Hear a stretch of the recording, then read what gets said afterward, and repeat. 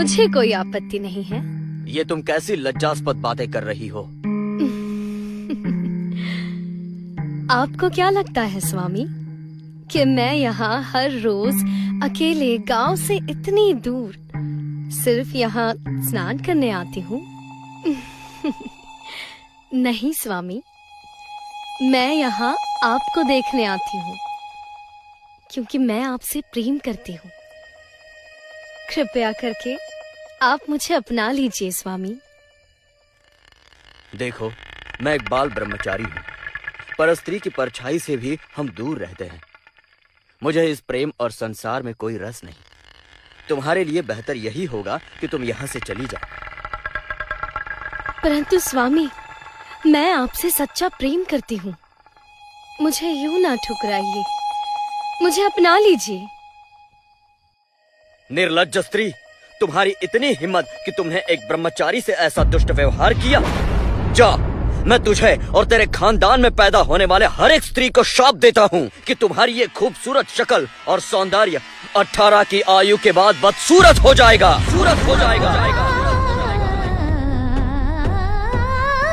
तुम सब 18 की उम्र में 80 के दिखोगे।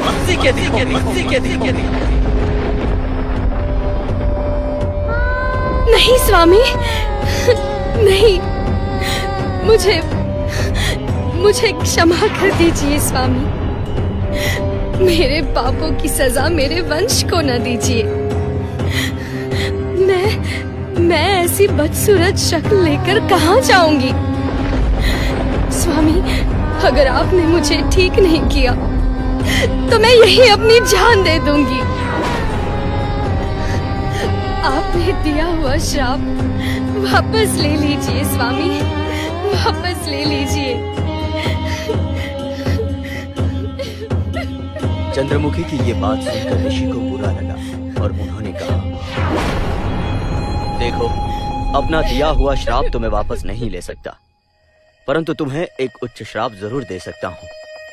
तुम्हारे परिवार में पैदा होने वाले हर स्त्री 18 वर्ष की आयु से पहले अगर इस तालाब में आकर नहाएगी तो उससे ये श्राप मिट जाएगा।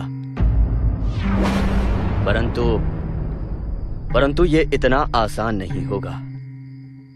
उसे ऐसे तालाब में नहाना होगा ताकि उसे ये याद रहे कि वो कभी भी अपनी सुंदरता का दुरुपयोग नहीं करेगी। ये तालाब कोई मामूली तालाब नहीं, इसमें बेमिसाल सोना होगा, जिसके लालच में ही सही कोई भी कन्या इसमें आने से नहीं चूकेगी।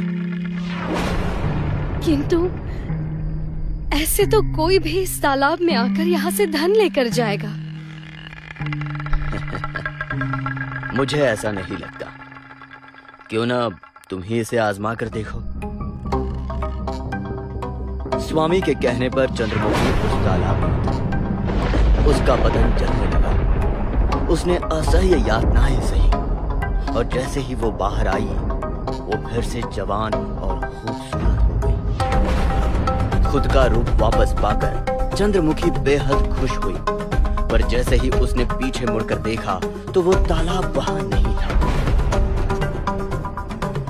ये तालाब अब दोबारा से यहाँ तभी दिखाई देगा जब तुम्हारे वंश की कोई भी लड़की अपने 18वें जन्मदिन से एक दिन पहले यहाँ स्नान करने आएगी, जिससे ये श्राप खत्म होगा।